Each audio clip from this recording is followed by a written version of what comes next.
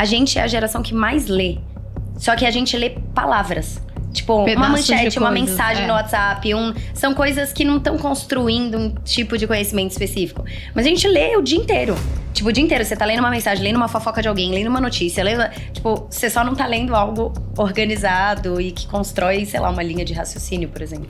E aí, depois de um tempo, o meu pai parou de ser a pessoa que trazia dinheiro pra casa e a minha mãe passou a ser a pessoa que provia pro lar.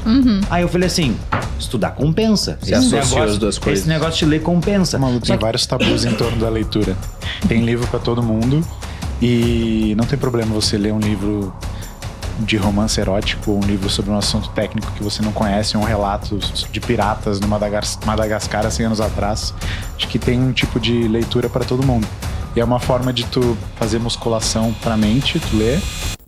Queria saber como é que foi o contato com a leitura. Como é que vocês começaram a ler? É um hábito que já vem de muito tempo? Foi depois de adulto, porque vocês viram a importância? Cara, quando eu era mais novo, como é que era a minha dinâmica familiar? O meu pai é apicultor, meu pai trabalhava no campo. Então eu vi o meu pai pegando o caminhonete dele, enchendo de caixa de abelha e passando o dia na rua trabalhando. E aí a minha mãe, e ele que trazia dinheiro para casa. E a minha mãe começou a fazer faculdade de espanhol. Ela começou a estudar, começou a fazer faculdade, e ela cuidava de mim e do meu irmão mais novo, e ela nos levava, tipo, pra um parquinho, assim, bem mequetrefe, com um escorregador meio quebrado, uma gangorra que só tinha o banquinho de um lado, e eu tenho a lembrança de ver ela, tem gente que chama de Xerox, lá eu chamo de Xerox, de ver fotocópias, né? Ela lendo fotocópias de materiais. Então eu via ela lendo muito. Aí eu fiquei com essa imagem na cabeça. Pô, a minha mãe lê muito. E aí, depois de um tempo, o meu pai parou de ser a pessoa que trazia dinheiro pra casa e a minha mãe passou a ser a pessoa que provia pro lar.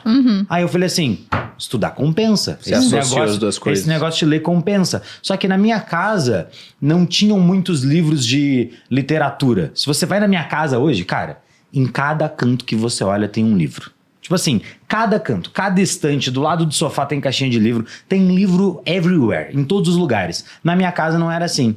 Aí eu tinha uma colega de escola que ela tava sempre lendo. Eu lembro dela ler uns livrões, assim, uns calhamaços, ela era novinha e ela tava sempre lendo. Aí um dia eu cheguei pra ela e falei, putz, você não me empresta um livro pra ler? Aí eu lembro dela me falar, meu pai diz uma frase, livros foram feitos pra serem lidos, se você quiser qualquer um eu te empresto. E aí ela começou a me emprestar vários livros pra ler. Você tinha quantos anos? Pô, eu tinha 14 anos. 14? Aí eu comecei a ler, sei lá, Código da Vinci, A Menina que Roubava Livros, O Menino do Pijama Listrado. Você começou cedo até, com 14. E aí eu lembro, tipo assim, de ler esses livros, sei lá, eu lembro de ler A Menina que Roubava Livros, e eu lembro da minha sensação, assim, lendo no ônibus, indo pra escola, chorando. Eu não era uma pessoa que chorava vendo filme, mas tipo assim, um livro, quando você lê ele durante muito tempo, você cria uma relação com ele, assim. Então é tipo um super seriado. Sabe quando você fica com aquele vazio do, meu Deus, o que eu faço agora? Acabei de ver Breaking Bad. Tipo, acabei de ler um livro bom, meu Deus, o que eu faço da minha vida? Aí eu comecei a gostar dessa sensação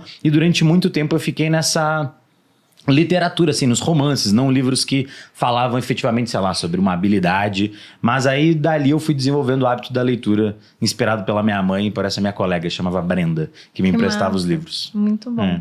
Que legal que você lembra o nome dela, né? Brenda tipo, Loureiro. Marcou. Caraca, cara, marcou. No meu caso, o livro, ele veio... Eu não cresci vendo meus pais lendo muito. Até porque você não cresceu ainda tanto, né, Bela? Não, eu nem queria falar do tamanho. É porque a Bela é super nova. É igual você também, Pedro. Mas eu achei que era nova. Agora eu fui ofendida duplamente. Não, eu achei que era por causa do tamanho. Eu achei que era por causa do nova. Eu tinha certeza. Mas agora eu percebi que tinha outro sentido. Bom, mas muito eu obrigada. posso fazer essas piadas porque são meus complicado, amigos. né? Vai gravar com amigos. Mas no meu caso, eu não via meus pais lendo muito. Só que eu sempre fui muito esquisitona de questões existenciais, sabe? Então, como eu sentia muito tudo... Chega na terapia e fala, quem é você, esquisitão de questões existenciais? Não, quem é você? Juro, tipo, 12 anos. Aí quem... Eu chegava... Mas você já parou pra pensar quem é a gente? Por que a gente tá aqui? Tá aqui pra fazer o quê? Aí era tipo, sei lá, mano, só passa a bola. Aqueles memes de memoriais de escola com frases, e aí tipo assim... Que você tem medo. Do que você tem medo. Muito bom. Era a Da Bela. Isabela. Enfim, é meio que isso. Ai, gente, ela começa a chorar, né? No podcast. Não, mas eu sempre senti muitas coisas e eu queria buscar a explicação do porquê eu sentia aquelas coisas.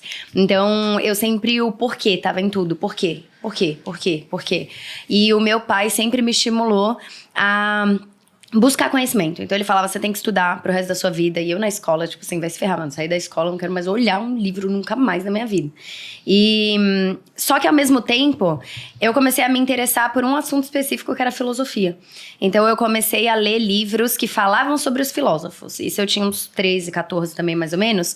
Então eu não lia, assim, Platão, até porque eu não entenderia o diálogo de Platão, mas eu lia, tipo, livro falando sobre Aristóteles, o livro falando sobre Platão, que aí era uma linguagem que eu conseguia pegar e eu gostava de saber o jeito que eles pensavam. E eu descobri que era uma disciplina e era uma profissão pensar, tipo, fazer pergunta. Eu falei, caraca, então eu não sou tão esquisita. Eu tenho um pensamento. Tem pessoas esquisitas igual eu no mundo, né? Exato, não sou só eu, que legal. Então eu comecei a minha leitura muito por uma busca de autoconhecimento. Só que aí, como a minha jornada empreendedora também começou cedo, eu senti aquela pressão de ler coisas técnicas.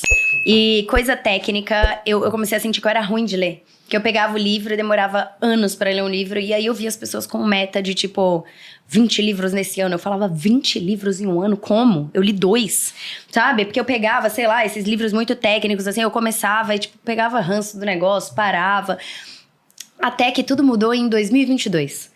Em 2022, então é recente, sabe? Tipo, faz 2 anos e pouquinho, assim. Mas em 2022, bem no comecinho do ano, eu fui convidada pra escrever um livro. Que é esse aqui. Eu fui chamada pra escrever um livro que chama... Esse povo é péssimo vendedor, vou te contar. Obrigado, Malu. Eu fui chamada pra escrever um livro e eu não sabia que livro ia ser.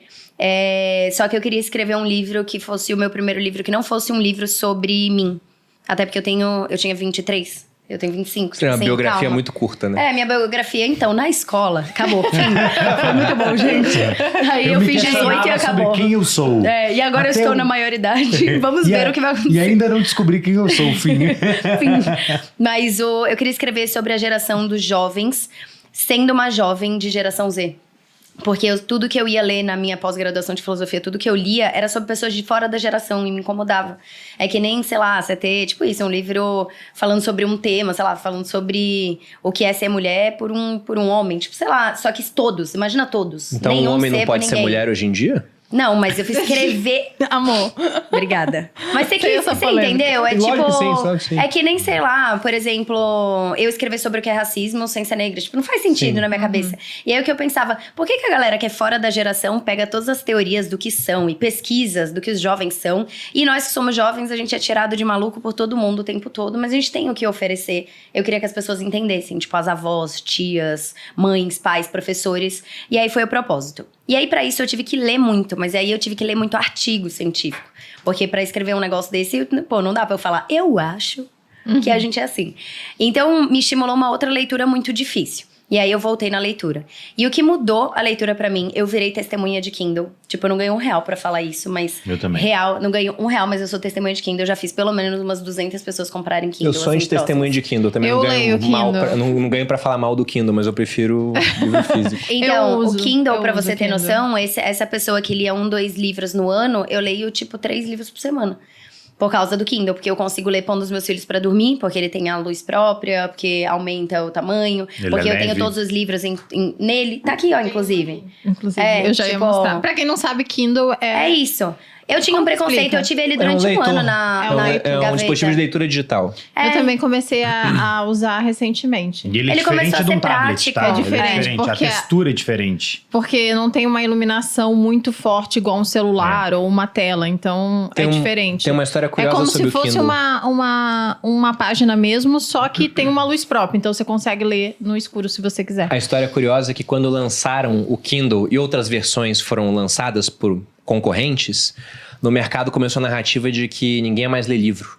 E as ações de empresas de papel e celulares começaram a cair muito. E no final viram que não. Que ainda que exista o Kindle, o pessoal tá comprando cada vez mais livro, porque vocês leem pelo Kindle, mas tem muito livro em casa, por exemplo. Eu compro o muita- livro no Kindle e se é bom, eu compro pra minha casa. Pra ter, exato. Eu tenho um livro, eu gosto do livro digital, mas dependendo se for um livro de história, eu gosto do Kindle. Se Eu for canso um rápido livro, no Kindle. Se for um livro de, por exemplo, Outlive, que a gente fez o o podcast aqui. Eu gosto de grifar, eu gosto de anotar do lado. Kindle Então eu você sou meio grifa louca. também. Ah, mas não Então, é a o mesma Kindle- coisa, porque eu preciso da caneta. Não, Tá. não. Mas tem a canetinha no Mas Kindle, o Kindle... Mas Eu tô com uma aí. a gente vai convencer eles. É isso. E no Kindle Não, mas eu você... uso. E o que me ajuda no Kindle, até nesses livros técnicos, é que eu comecei a, tipo, grifar e exportar o PDF com tudo que eu tinha. Total. Porque senão eu tinha que voltar e aí eu nunca mais encontrava o que eu queria encontrar. Mas enfim, o que mudou pra mim foi ler por prazer. E não ler com uma finalidade de aprender algo específico. E aí eu me encontrei em gêneros de romance, sabe? Romance romântico, suspense. E aí eu comecei... É isso, tipo, você se apega num nível que eu terminava... Essa sequência que eu tô é o livro 3 de 5. De uma sequência de uma cidade pequena. Tipo assim, é besta, mas é maravilhoso. É muito bom e muito bem escrito. É em inglês. É. Massa. E aí, tipo, peguei a frequência. E aí eu vi que a leitura, ela é muito mais do que algo que estimula o seu pensamento. Ela é algo que te dá uma companhia, é algo que tira você do celular e das telas. Tipo, eu trabalho com isso, né? Então é muito bom o momento livre, ao invés de eu mexer no Instagram, ou mexer em alguma rede social, eu pegar um livro e começar a ler. Então me deixou mais calma, sabe? Me deixou menos ansiosa. E dar o exemplo pras crianças, pro Léo e pra Maia. Eles pegam, às vezes, o Kindle eu deixo em algum lugar, aí o Léo começa... Aí o gatinho foi, Maia, e pegou o celular. Tipo assim, ele finge que tá lendo O o Léo é o negócio. filho dela, pra Ele quem não finge. sabe. A Maia é menorzinha. O Léo tem 5? O Léo tem 5, a Maia tem 3. E aí ele finge que tá lendo. E todo dia eles pedem livro, por exemplo. Tipo, eles pedem... Ah, mamãe, será que você pode ler um livro pra gente hoje? Inventar uma história? Então eu vejo que é também uma passagem de... Que nem a tua mãe te inspirou, sabe? Eu gostaria de passar isso pra eles, assim. Então, Eles vão ter essa visão de você, né? tomara. Não, eles vão ter. E é muito legal você falar isso, Bela, porque da outra vez que a gente fez um podcast sobre livros aqui, e aí eu falei que eu também gosto muito de romances, gosto de romances eróticos. Eu vou te passar, então. Eu gosto de várias coisas assim, e... Eu gosto também, não li nenhum, mas eu acho interessante. Bem. O Luan gosta que faz bem pra ele também. Ele fala às vezes no meio do dia, a Isabela tá lendo aí ela. É ele, eu olho ela. Aí eu não, aqui eu... Entendeu? Mas o que eu queria dizer, na real, é que às vezes tem muita gente que tem preconceito com qualquer tipo de livro que não seja um livro que tenha conteúdo mais denso e tudo mais. Mas eu tenho dislexia. E pra mim, ajuda muito na escrita.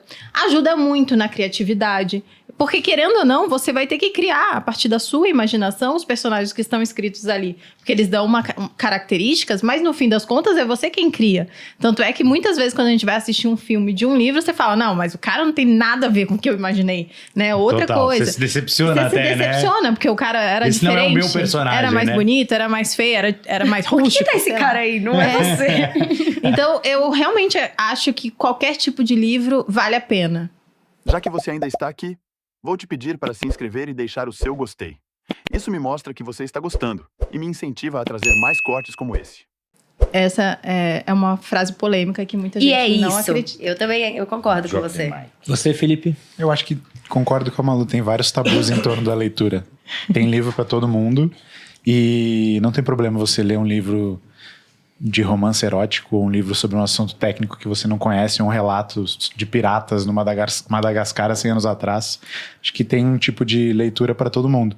E é uma forma de tu fazer musculação pra mente, tu ler.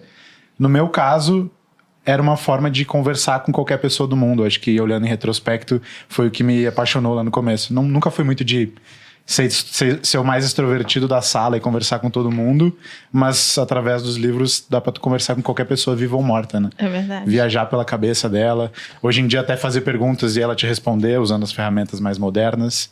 Então pra mim passou muito por isso. Né? Eu achei muito poético. Hoje, como é que é o nome daquele? As mais modernas. Nossa, eu tava tipo, que poético. Eu tava mal emocionada aqui. Mas e também é um superpoder, assim. Quando eu era mais novo, eu achava que era um pouco inútil. É outro preconceito que tem em torno da leitura, né? Às vezes você tá gastando tempo, mas ler é o primeiro passo para você escrever bem, né? E você saber manipular palavras. Se é comunicar bem, né? Um dos superpoderes mais perenes e que eu acho que não vai envelhecer, assim, que tem.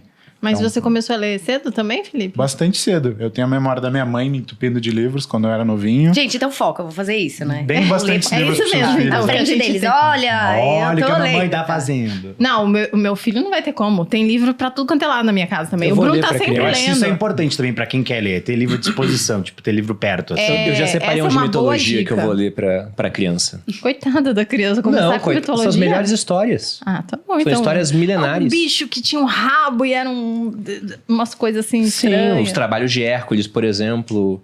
Ou, por exemplo, o Sítio do Pica-Pau Amarelo surgiu assim. Era o Monteiro Lobato querendo fazer releituras desses mitos gregos, né? Misturando com folclore brasileiro. Interessante. E é muito interessante o que você falou, Felipe, porque eu também penso isso. Livros são máquinas do tempo. É que a gente não consegue viajar para o passado, mas o tempo todo estamos viajando para o futuro. Então, o que eu escrevi agora vai estar disponível para alguém que vai estar aqui depois que eu me for, por exemplo. E uma das coisas mais interessantes do ser humano, uma das vantagens que a gente tem, é que nós conseguimos acumular muito conhecimento de forma externa, né? Leões não conseguem escrever sobre suas caçadas para educar as próximas gerações, golfinhos não conseguem fazer poesia falando de deuses marinhos, mas o homem fez e faz e continuará fazendo isso ao longo da história. Então a gente consegue armazenar muito conhecimento de forma externa e aí você consegue ter acesso à cabeça de um cara que morreu há 2000 anos pegando aquilo que ele escreveu. É o que você falou das ferramentas tecnológicas. Tem IA que está lendo o conteúdo de autores antigos e te respondendo como se fosse o autor, fazendo uma tentativa disso. Os leões e os golfinhos também acumulam conhecimento e passam adiante. Genética é conhecimento, né? Só que é um conhecimento bastante específico sobre aquilo que vai ser bom para aquela raça. Se tu parar para te perguntar qual que é o propósito da vida, um biólogo talvez diria que é a perpetuação das espécies. Um geneticista, neodarwinista, talvez diria que é a perpetuação do gene, de uma forma mais egoísta. Gene egoísta. O filósofo talvez diria que o propósito da vida é fazer esse tipo de pergunta. Eu acho que um dos propósitos é acumular conhecimento, criar conhecimento. E o conhecimento que você está chamando de conhecimento externo ao corpo é um veículo muito mais eficiente e rápido para se criar conhecimento. Porque na genética, para tu ter um conhecimento novo, tu leva gerações. É no trial, né? Tentativa e erro, né? Esse tipo de conhecimento externo, conhecimento do método científico, das histórias e das lendas, cara, num diálogo, às vezes eu posso criar conhecimento ou te persuadir a adotar uma mudança, coisa que no tempo, na escala temporal da genética, leva muito... É muito distante, né? Então, esse acúmulo de conhecimento externo, capacidade da gente manipular símbolos, persuadir um ao outro rápido, mudar de ideia com esse tipo de conhecimento, é uma das coisas que distingue o ser humano e, para mim, é um dos propósitos da vida, porque todo mal, toda grande peste, toda grande doença que extermina populações, toda grande catástrofe podia ser resolvida com mais conhecimento, se tu parar para pensar. Então, o progresso é um acúmulo infinito de conhecimento que gera novos problemas, e a gente gera novos conhecimentos para resolver esses problemas e assim por diante. Acabou de fazer isso, né? Sim. Eu acabei de aprender. Exato. Subscreveu essa ideia, não? Mas sabe quem De era... forma inteligente, inclusive. Mas sabe quem, de certa maneira, era contra livros? Quem? Platão. Por quê? Num dos diálogos do Platão, ele costuma usar o Sócrates como um personagem, né? Então você não sabe o que é o personagem Sócrates, o que foi o filósofo Sócrates anterior a Platão, professor dele. Mas ele pega um diálogo onde ele volta ao Egito Antigo e ele pega o deus do conhecimento, Thoth, falando para um faraó que tinha inventado algo novo, que era a escrita. Ele falou, com isso aqui nós temos um fármaco contra o esquecimento. Aí o faraó falou, não. Na verdade, com isso o pessoal vai esquecer mais rápido porque está anotado de maneira externa. Vão poder ficar consultando, mas não vai ser bom para a memória, pelo contrário. Então, a mesma opinião que as pessoas têm sobre telas e internet hoje, o pessoal não está gravando mais nada porque tem tudo no Google. O Platão tinha essa opinião lá atrás a respeito dos livros. Mas eu acho que é mais perigoso a gente perder realmente alguma capacidade aí com as telas do que com os livros. Porque com os livros você demora tempo. A consulta é bem mais difícil. Você tem que ler, E né? tem maneiras e maneiras de você ler alguma coisa. Porque por mais que o conhecimento ele seja externo, ao contrário do que eu acho que muita gente... É um achismo, mas que eu acho que muita gente acredita, leitura não é uma atividade passiva. Não. É uma atividade ativa, como a gente estava falando. Pô, você tem que imaginar, você tem que absorver aquele conhecimento e se deixar ser transformado, né? Eu acho que é tipo o trabalho do professor, a pessoa que escreve um livro, que está depositando conhecimento, ele é muito similar ao trabalho do agricultor, ele é similar ao trabalho do médico. Em que sentido? Que o efeito do trabalho dele, o efeito do livro, o efeito de eu plantar uma semente, o efeito de eu curar alguém, tá no fato de que outra pessoa vai receber um benefício daquilo, que alguém vai receber a cura, que a árvore vai crescer, que o conhecimento vai ou não entrar dentro de mim. Nós podemos ler o mesmo livro aqui e alguém sair daqui sem ser absolutamente, pô, isso aqui não me tocou, não me transformou em nada na minha vida. Eu tive acesso a um conhecimento externo, eu passei um tempo com aquelas palavras, com aqueles símbolos, mas acabou que aquilo ali não fez eu ser uma pessoa diferente. Então, eu acho que tem maneiras e maneiras de ler, eu acho que nenhuma delas tá errada, porque é o que a gente falou, às vezes você vai ler só porque, putz, eu não quero pensar, entendeu? Eu não quero O Bruno faz bastante isso. Eu quero só ter um seriado ruim, entendeu? Tipo às assim, vezes ele tem que fazer alguma coisa, eu já contei isso aqui várias vezes. Ruim, cuidado, hein? Às vezes ele tem que gosto. fazer alguma seriados coisa. são bons, entendeu? Tá. Tem gente que vê dorama, né? Eu não julgo. Eu não julgo. Eu não julgo. Eu nem começo porque vai que eu gosto, entendeu? O negócio é mas gigante. Uma coisa interessante também que eu acho é que se não tem livro e se não tem escrita, a gente passa adiante o que a gente acha pertinente passar adiante. Então, se você pega tudo que tá escrito no teu livro aí, por exemplo, e se você dependesse, agora, só as pessoas que leram podem passar pra frente. Você acha que em quanto tempo o conhecimento dele ia sumir, entendeu? Ou ser rapidamente alterado também, né? Oralidade. Você altera o significado original, você só passa adiante o que você quer, dependendo do momento do mundo, dependendo das prioridades naquele momento, naquela sociedade específica. Talvez não faça sentido aquele conteúdo, mas talvez daqui, sei lá, 200 anos faça muito sentido aquele tipo de conteúdo. Então, tanto que, por exemplo, Platão ou Aristóteles, ou até essas falas sobre Sócrates, que são, tipo, 500 anos antes de Cristo.